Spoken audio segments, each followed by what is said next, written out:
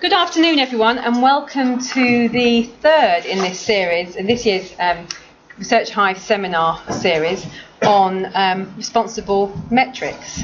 I'm delighted to introduce two experts in the field here today. Metrics is something which I think is of concern to all UK universities at the moment. Certainly here at Sussex, we've, in the last couple of years, have invested in a couple of tools to support us in measuring metrics about our own research. And of course, we were also the first UK university to sign up to DORA. So we're really pleased to have this seminar here today. Our first speaker, who's going to provide a more historical perspective, is Professor Ben Martin from SPRU here at Sussex.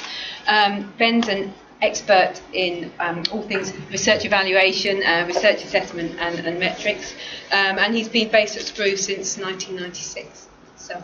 No. No? 1978. 1978. Okay, 1978. I stand corrected. Don't trust the figures. It's the motto, isn't it? Okay, I'll pass over to Ben to take us through the first class of today. So we're going to do both presentations back to back and then leave plenty of time for questions. Well, thank you for the introduction. I think the fact that this room is fairly full today indicates what a presence indicators now have in the life of academics. So what I'm going to do is look at how this came about in a 10-minute overview. How is it that indicators, particularly research indicators, on which I should be focusing because they have the longest history and now have perhaps the greatest influence, how have indicators come to have such a pervasive, if not pernicious, influence on everything we do in academic life today?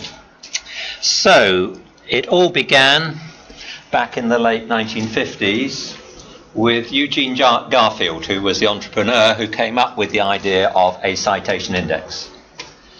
This he saw essentially as a library tool. That was its purpose. He wanted to help librarians make difficult decisions as to which journals they should subscribe to. Already, I suspect, financial pressures were coming to bear, or even though they're more intense today. So he proposed a science citation index. It began in 1961, although it was subsequently extended backwards. Initially with data on a few hundred journals, so he had to persuade publishers to, this was long before the digital age, looking around the room, some of you may remember that. So he had to persuade publishers to send him hard copies of journals. He focused on what he regarded as the few hundred top journals. And from that, they drew out data on publications and citations. Now this, as I say, is the pre-digital age. So basically it involved hundreds of assistants. And the cheapest labour available in Philadelphia at the time was housewives who were looking for some extra income. So they scanned through these journals, recorded, I think probably on punch cards originally, you won't remember those, most of you, data on the titles, the page numbers, volumes, and then went through all the reference list, whether it was at the end of it, the paper or at the bottom of each page or whatever, and put that information on punch cards as well. Over time they expanded, so they drew in the social sciences and later still the arts and humanities. For 40 years, this was the sole source of citation data. They had a monopoly. And they could charge quite large sums of money for researchers like ourselves who wanted to access the data, to license it from them. So intended use librarians, which journals to subscribe to. And he was also quick to recognise, and he drew here on an analogy with legal documents. He had some background in law research. That while with the references in a paper, you can see where that paper draws its influence or where it draws ideas from. With citations, you can then look forward to see what influence that paper has on other papers in subsequent years. So that's how Garfield saw all of this. Where was this taken up? Well, first of all, it was taken up in the history of science by Derek de Price, probably the leading historian of science at the time in the 1960s, who applied publication and citation analysis to map out the historical development of fields. It was next taken up by some sociologists of science. This was in the days when Robert Merton was regarded as perhaps the leading sociologist of science, and some of his doctoral students, they were called Merton's disciples, decided this was an appropriate way of adding a quantitative element to their sociological analyses of scientific development.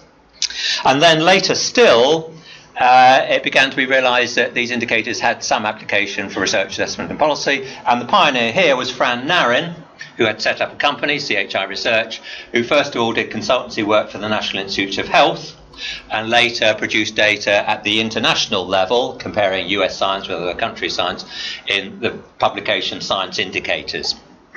And then in the late 1970s, SPRU joined in. I'll come back to that in a minute. So what is the relevance of science, of these indicators to policy? Well, in the good old days, science policy, first of all, what is science policy about? It's largely about making decisions on how to allocate resources, whether it's at the level of funding councils, universities, departments, or whatever. And from 1945 to the 1980s, the dominant mechanism was peer review, which I think we at the time described as the informed prejudices of wise men. Informed, well, you hope you chose wisely. Prejudices, because it's got a large amount of subjectivity in it. Wise, well, you hope you got the right one. And it was largely men in those days, 40 odd years ago. Problems done behind closed doors, lacking in transparency, no external accountability to the wider world. And a problem if you can't find any neutral peers. So if you take the example of big science, which our study focused on, if you're thinking about making an investment in CERN, who do you ask? You have to ask high-energy physicists. Well, they fall into two camps, those who use CERN and those who use some other lab. Those who use CERN obviously want that thing to be funded. Those who use another lab might think, well, if there's a bit more money left in the pot, that's good for us. So there's no neutral peers, basically. So the question was how to open up decision-making in science, make it more rigorous, transparent and accountable, and that was the background to the project that I was hired to do as a young ex-graduate student from Manchester, the Big Science Project, focusing on 5 big science labs in astronomy and high-energy physics. And our task was to assess what Britain got from its investment in these big labs. And we looked at what they got scientifically, technologically, and by way of educational outputs. The scientific assessment involved extended peer review. We talked to literally hundreds of particle physicists and astronomers. And we were amongst the first, apart from Fran Narin, to use bibliometric indicators. And we brought the two together. Before we did that, we carried out in our very first paper on radio astronomy a conceptual analysis. What do publications and citations actually measure? And how well do they measure it? So publications are a way of looking at research output, but only a crude indicator, not a measure. Citations, we and others at the time were making this crucial distinction. There's some measure of impact, but that may or may not have anything to do with the quality of the papers that are being cited. So we therefore, to hammer home that point that these indicators are imperfect, we call them partial indicators. And amongst other things, we stress that they could only be used for a variety of reasons at the more macro level, whether it's big labs, whole countries, fields, or whatever. They should not be used at the level of individuals. That was very firmly in the caveats in those early papers. And so as a method of triangulation, using a variety of indicators along with extended peer review, from which we drew certain conclusions. Initial reaction, great hostility from the scientific community. We were seen as threatening the monopoly of peer review as the decision-making mechanism, and we were even threatened with legal action, which held up the publication of our first paper for a year. The next work we did, though, was upper level. So this was international comparisons. How well is British science doing compared with French, German, US, etc. And we produced a paper in Nature on the declining share that Britain had of publications and citations.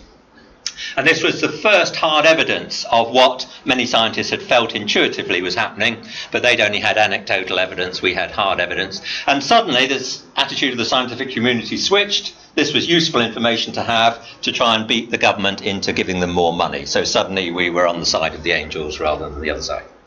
1980s spread of bibliometric indicators used by a whole variety of organisations at different levels.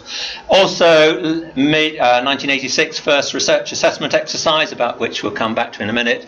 And around the 1990s, I think it was, the development of the journal impact factor, which I'm sure you've all heard about and which we'll also come back to.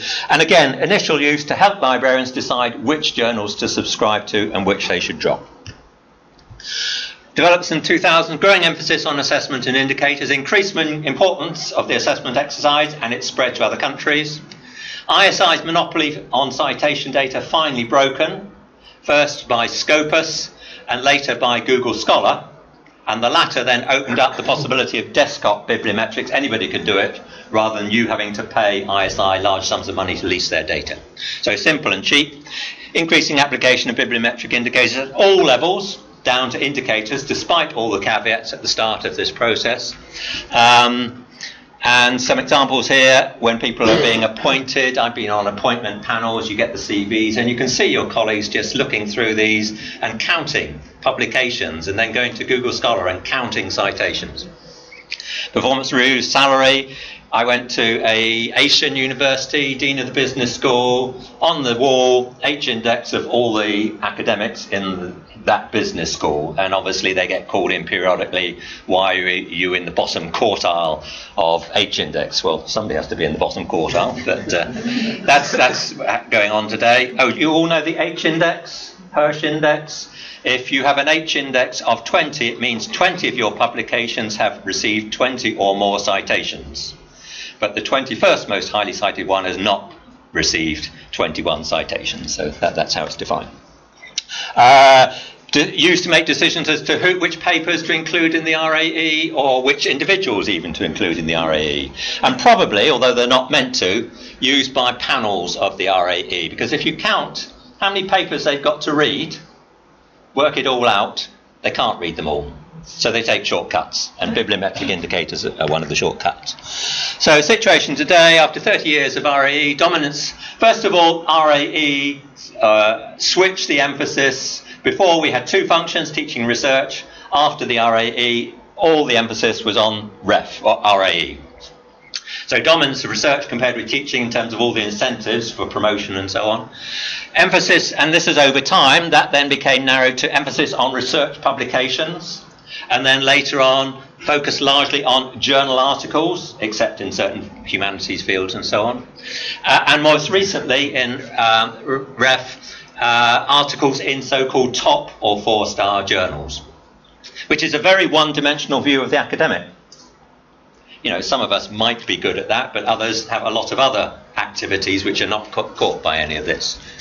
Top journals often equated with the journal impact factor, and there's a lot of debate. I mean, in the early days, perhaps that was true. I don't think it's true anymore. Growing competition to get published in these, very fierce competition, probably a growing polarity between the best journals and the rest.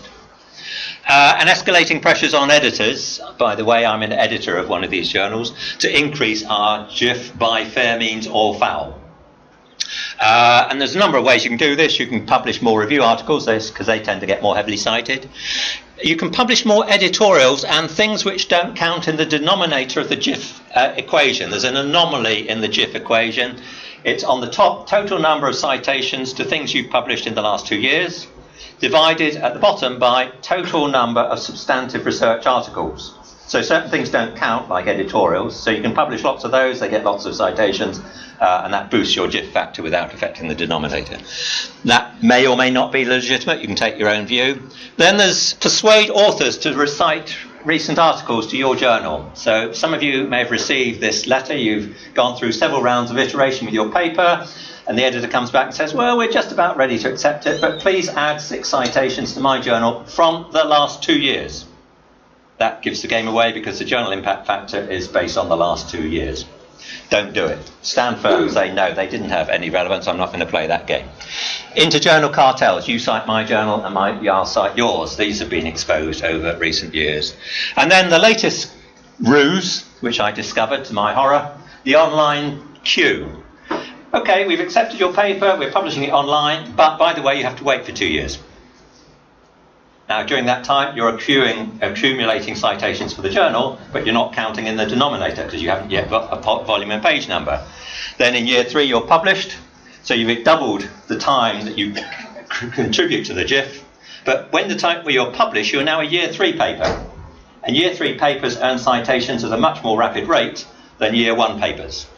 So if you do back of the envelope calculation, that 2-year online queue can double or treble a journal's impact factor, which is why I fear today they're not worth the paper they're written on. So where are we today? The audit culture and metric-itis, ever-increasing audit pressures, REF, TEF, and now joining them shortly, KEF, Knowledge Exchange Framework.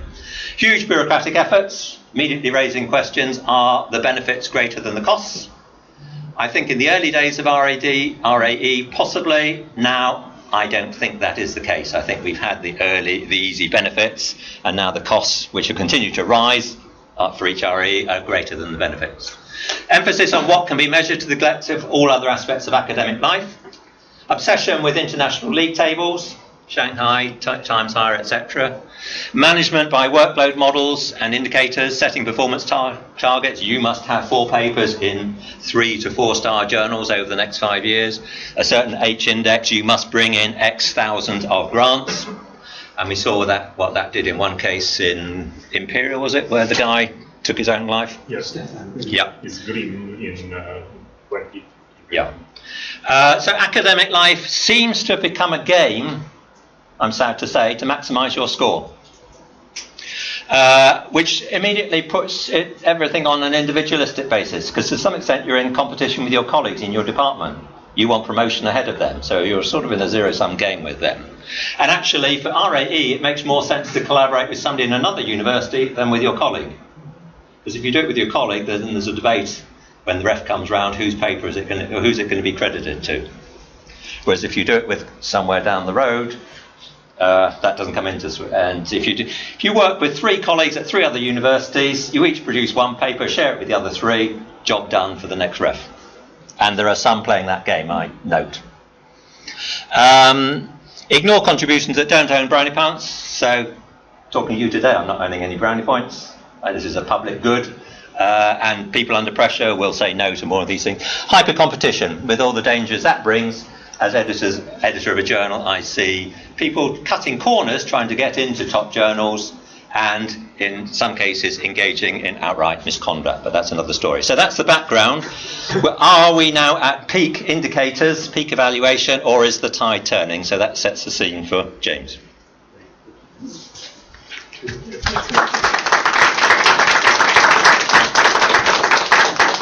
And I should apologise, I have to leave at 5 to 1 for another meeting at 1 o'clock. Good. Thank you very much. Thanks, Ben. While this is setting up for James' slides, I'll just introduce James. You may well know James from a report which was produced, I think when it was now, published in 2015, the Metric Tide, which was all about responsible metrics. And he's also chaired the European Commission expert group on next generation metrics. He was here at SPRU for some time, but he is now Professor of Research Policy at the University of Sheffield. So great. Thank you very much. Thank you. Yes, I was indeed here, and I was here when the Metric Tide was published, so it's nice always to have an opportunity to come back and talk about it here at Sussex. And thanks to Ben, who set the scene brilliantly in terms of the whole landscape of bibliometrics, where it's come from, some of the positive uses to which it's been put, and some of the more perverse consequences of misuse that we've seen intensifying in recent years. And that was very much the entry point for the review that David Willits, when he was still Minister for Universities and Science, asked me to chair when I was here. This was an attempt to look at the whole landscape of research metrics, primarily with a view to debates about the REF. So the question from the lofty heights of the Minister's office in London was, could we turn off peer review as the primary method through which we do assessment in the REF, accepting, as Ben says, that there's at least debate around the edges of the REF as to how much metrics sort of creep in anyway. Could we turn that off and just do the whole thing in a more automated, algorithmic way on a purely metric-based? And this debate, bubbles up. It's bubbling up again now. It's sort of inextricably linked to the REF process for the reasons that Ben has well summarised. So we spent about 18 months. I had a fantastic group of people looking at this. We did quite a big, thorough research-based review, and we produced this report, The Metric Tide, which had lots of detailed recommendations in it. I'm not going to go into today. But the sort of conceptual headline, as it were, was that we aren't going to get rid of research metrics. There are still positive uses to which they can be put. Like any technology, they can be put to good or bad use. So really the debate has to be about how we govern and use these indicators in research systems in higher education more broadly. And drawing from broader debates about responsible research innovation, and from quite a number of related initiatives that were bubbling away, which I'll talk about in a minute, we came up with this attempt at a simple guide to what a responsible framework for metrics would look like. Of course, we want metrics that are robust. We need to have a degree of humility in how we apply them, and particularly how we balance data with judgment in all sorts of processes, whether it's something like the REF or whether it's individual appointment processes, as Ben's touched on. We need a great degree of transparency so we can understand what's going into these measures, particularly those of us who are being evaluated. We need to be able to interrogate and test, verify the results.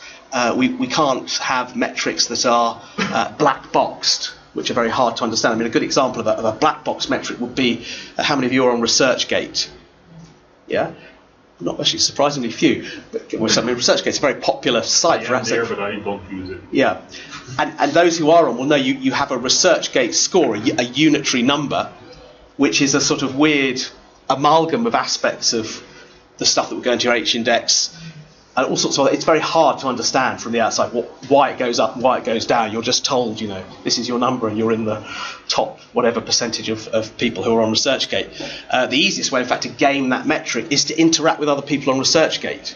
So if you sort of start asking and answering questions of other ResearchGate users, you'll find your score rises rapidly in a matter of days. Of course, that's absolutely nothing to do with your ability as a researcher. It's merely to do with the fact you're using their platform. But anyway, that's an untransparent metric. Diversity, something that SPRU here has done a huge amount of good work on.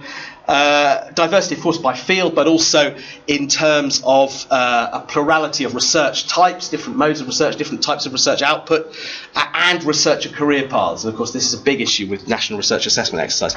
And reflexivity. We know, of course, in any walk of life, if you put an indicator in and create targets, behaviours will change as a result. So we need to be very conscious of that in the design and evolution of these systems. We can't stop that happening, so we have to build in a degree of adaptation and adjustment to that as we go along. Anyway, so that was and then there were lots of much more kind of practical, crunchy recommendations in the report as well about the REF and everything else. As I say, it came out at a time when there was quite a lot of discussion of this debate across the community, and I think there definitely has been over the past 5-6 years certainly a heightened climate of discussion and attention to these issues, to the kinds of dilemmas that Ben has described very eloquently. We had, of course, in 2013 the publication of the San Francisco Declaration on Research Assessment, and as was said earlier, Sussex was the first UK university to sign DORA. Ismail Raffles was a bit involved, who was here, who wrote that piece with me in The Guardian about it at the time. Colleagues at Leiden, the Centre for Science and Technology Studies, and others, Diana Hicks, again Ismail Raffles from here, wrote also in 2015, this came out about 3 months before the Metric Tide, the Leiden Manifesto. And there's a lot of shared points and sort of common emphasis across these three initiatives, my own review and these, and some shared personnel. So Paul Wouters, who was an author of the Leiden Manifesto, until recently the director of CWTS, was also one of the authors of the Metric Tide. Stephen Curry was author of the Metric Tide. He's now chair of the San Francisco. So there's a sort of group of people who are all trying to push similar points. And yeah, we published our review. I'll say a bit about the consequences of it in the UK context in a minute. But there's also been a growing debate about this at European level. Shortly after Metric Tide came out, I was asked by the European Commission to chair this subsequent review, the so-called expert group on altmetrics, which produced a report on next generation metrics. We didn't really like the focus on altmetrics, which again made many similar points. And this is all feeding into the open science agenda, which is very central to the plans for Horizon Europe, which of course we may or may not be part of now as the UK. Paul Wouters, who was also part of the European, has then gone on to chair this subsequent group, the European Expert Group on Indicators, and it will be producing its final report next month, which I think will be a very helpful step forward in terms of quite detailed recommendations for the European Commission more broadly as it finalises the design of Horizon Europe, European Research Council, and other actors in the European research system, including at member state level. So keep your eyes open for that.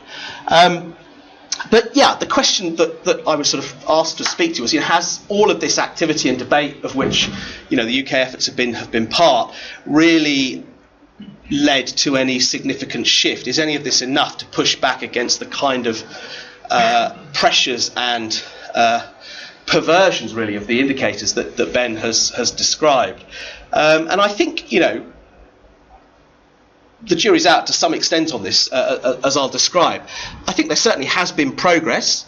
So in the UK, partly as a consequence of the Metric Tide, all of the funding bodies have come together to continue pushing an agenda around responsible metrics. They've set up this forum for responsible research metrics, which I'll talk a bit more about later. I wrote a little piece in The Guardian about this last year, so saying how, 3 years on from the Metric Tide, how far have things come. I think, my general position would be that we can be positive to the extent that there's a lot more awareness, I think, about the problems attached to things like the journal impact factor, about the problems attached to bringing some of these bibliometric indicators crudely into particular assessments of people at the individual level. So I think in that front things are looking a bit more positive. There's certainly a lot of activity at the institutional level in UK universities. But it is a bit of an experiment, and it's sort of in a sense part of a much broader set of shifts that would come under a sort of open science, open research heading. And I wanted to just preview some thoughts that Paul Wouters, Sarah de Rijker and I, who are two of the authors of the Light Manifesto, have been pulling together on this. This is a paper that's coming out soon on experiments in responsible metrics, and it's us as contributors to these initiatives reflecting on how well they've worked, as it were. How well have these experiments worked? And I suppose the interim results that I'll just run through very quickly that we've seen fall into under these 6 headings: cosmetic appropriation, calibrations of the machine, tin openers, advocacy coalitions, institutional change, and then a question mark about system change. So I'll just run through those quickly before I finish. So in terms of cosmetic appropriation, we've definitely seen some degree of this. Some of the big commercial players, Elsevier among them, have made various noises about more responsible uses of metrics, and indeed they engage quite actively with the Metric Tide review publicly and also privately, trying to lobby against it with the minister. They've said sort of various things, but it's still fairly superficial in terms of provoking any serious attempt. And of course, they, like others, make a lot of money still off Scopus and related services. Calibrating the machines. This is where I just want to say a bit more about the REF. This is in a sense a good example. So we made our recommendations. We had all these concerns about, as I said at the beginning, the idea of switching to a metric-based REF we felt was problematic. It did solve some problems, but it created new ones in doing so, and they're summarised there. We were worried particularly about coverage and robustness, especially in the arts, humanities and social sciences. You couldn't use metrics for the impact part of the REF, which of course now constitutes a quarter of the exercise. There were worries about equality and diversity consequences. We felt the cost savings were exaggerated. And there's also this issue that, the REF has, for good or ill, and Ben has written well about this at various points. It's evolved to be about much more than simply the allocation of the QR quality-related grant money. So if the REF were simply a narrow allocation exercise, in a sense the balance of cost benefits in using metrics might be more straightforward. As it is, it's come to serve all sorts of other purposes. Now, we could argue the good or ill of those purposes, but if it's being used in those multiple ways, then metrics are not really fit for the task of all six. So that was why we recommended that we couldn't do metrics through the REF. And when Nick Stern up there did his subsequent review of the whole exercise, he concluded a recommendation that panels should continue to assess on the basis of peer review, but the panels where they wanted to could see metrics, and this has been the case for the last 2 or 3 REFs or REs, but they should be given proper guidance about how to use them and not use them inappropriately. And so some subjects do use them, particularly panel A, some of panel B, very little use in panel C, panel D, none in panel D, I think. And that's the case. So for REF 2021, there will be citation data provided from Clarivate, who now run the Web of Science. But interestingly, when you read, so it's a bit small this to read, when you read the press release from Research England, panels will use the principles set out in the metric tide in their use of that data. So we're using the data, but we're trying to use it responsibly. So this is progress of a sort. This is, as I say, calibration of the machine, trying to encourage more reflective and responsible use. Is it enough? Is a point we could debate. Tin openers, I just mentioned more briefly. I mean, we've certainly found, I say we, myself, and those involved in the Leiden Manifesto and DORA, that all of this discussion and these manifestos and various documents have acted in quite a number of research systems, so I'm beyond the UK, as a way of opening up questions about the use of metrics and indicators, about the way we do research assessment. And these are just a couple of examples of recent events that we've all taken parties of trying to advise the Mexican research system on how it approaches metrics evaluation, the Swiss system. None of these questions are obviously unique to the UK. The REF, in its complexity, is a unique feature of the UK system. But the broader questions that Ben's described are certainly not. So advocacy coalitions. I mentioned this before. This is probably the most significant thing in the UK to come out of the metric tide as an actual concrete attempt to do something about this. It was one of our recommendations that there needed to be some kind of institutional mechanism to carry forward these issues and ensure that funders and universities and others actually did something about this. And so this forum was set up. All of the main funders are part of it, the public funders and the Wellcome Trust. Universities UK hosts the secretariat. It's now chaired by Max Liu, who's the Vice-Chancellor down the road at Surrey. And it brings together all the usual kind of key stakeholders to talk about and act upon this agenda, and it's doing 3 main things. It's championing responsible uses of metrics in the community. So they did a survey last year of universities and research organisations and found then that 20 had a formal policy on metrics, 21 had signed DORA. That number's now gone up to around 30 over the last 12 months. 54 institutions said that they agreed with the Leiden Manifesto, 63 said that they agreed with the metric tide, and you see some of the signatories here. As I say, others have been added to this. It took me 2 years to get Sheffield to sign up to DORA, but I finally managed it, and Sussex, of course, was there from the off. So that's one of the things it's doing. It's also keeping abreast. I mean, the field of metrics and the different tools and indicators that are available are, of course, it's a very dynamic field. There's lots of stuff becoming available all the time. There's lots of new alternative metrics to measure impact that different organisations, commercial and public, are developing, and it's quite baffling. And so for universities and for the funders within the national system here, the forum is trying to, in a sense, provide an impartial source of advice as to how to approach these new things as they emerge. So, NIH develops a so-called hot new metric. Should we adopt it inside the Medical Research Council or not? Dimensions becomes available as an alternative to Web of Science or Scopus. In what ways is it better? In what ways is it worse? These kind of things. And then finally, the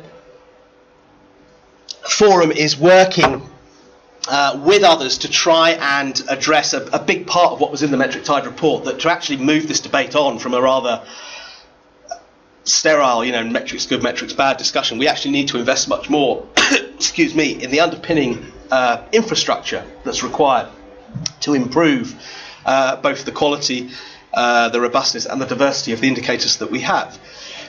So, for example, one of the problems with conventional bibliometrics with respect to something like the REF is that, with the exception possibly of Google Scholar, there's very little coverage of non-journal outputs. And of course, if you work in a discipline, particularly in the arts, humanities, or some of the more interpretive social sciences, where many of your outputs would be books or monographs, there's a problem.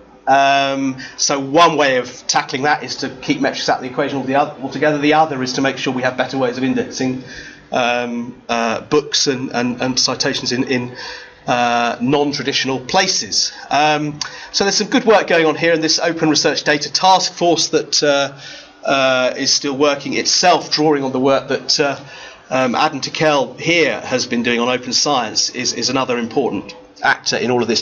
UKRI, of course, in its creation as a new mega funding agency, does at least hold out the possibility of thinking in a much more system-wide way about research data infrastructure in the UK than was possible when we had 7 individual research councils. There's something, I'm not an unqualified champion of UKRI as a structure, but that is one of the potential advantages of an integrated system. And we'll see, and it's certainly something that's on their agenda, but it's probably not, it's understandably not been a year one priority as they get this thing going. We'll wait and see where it goes with all of that. But definitely, if you think about it from the perspective of the researcher or the university, a world in which we're all entering, one load of data in research fish for our grants, we're entering different stuff in our own university, research information, management system, which will be probably at the back end run by Elsevier or whatever. We're putting other data into the REF. It's very duplicative, it's quite burdensome, it's messy. And as well as thinking about whether the metrics themselves are good, whether we should also be able to do quite a lot to simplify and create greater interoperability between different repositories and types of data in the system without that causing too much problem. Institutional culture change, as I say, different universities have approached this in different ways. It's been quite interesting to see the range of formal policies that have been adopted, and these typically have a mix of stuff from Dora, stuff from Leiden, bits from the Metric Tide, applied then to the specific context of a given university. And we said this in the Metric Tide, it's very important, not simply to sign Dora, but to think through, okay, what does that mean in the context of the mission of this university and the way in which we run ourselves. So there's some quite nice examples now out there. One of the most interesting that came out just at the beginning of the year, not in the UK, is Ghent University, which has pledged, at least on paper, a real quite radical sort of overhaul of its whole approach to management and performance management of staff, junking a lot of the traditional criteria and going for a much more explicitly plural model in terms of the kinds of things they're valuing in different career pathways. Now, we'll see how much the sort of press release of that is put into practice, but on paper it certainly is quite an interesting case study. And some of the funders are doing the same. Wellcome, as well as pushing its funded researchers to obviously adopt open access in recent years, is now pushing the institutions where those researchers work to also sign up to Dora and take this stuff seriously. You've got organisations like Orbit, a project of Orchid, doing work on academic CVs, etc., etc. There's a lot going on. Will all of this lead to a bigger shift in the whole system? Here I think one would have to be a bit more cautious, although, as I say, I am congenitally sort of optimistic about this stuff. And so I don't know is the short answer. I think it's too early to say. I was just going to end with 3 or 4 priorities for what we need to do more to achieve that kind of systemic change. Firstly, I think there's more still to be done to link up all of these different efforts and push still further, particularly at the international level, an understanding of appropriate uses of metrics and how this relates to bigger debates around research evaluation, and about open research. And I say the stuff that's going on in Europe is quite significant in this respect. There's also, of course, a lot one could do to join the dots between these debates about indicators and metrics in research with parallel discussions around teaching and learning, and the much broader discussions that are now very hot around data and algorithmic accountability, whether it's debates about Facebook or anything else. There's a huge amount of work going on those questions within the university sector and elsewhere, and I think it's important to connect it.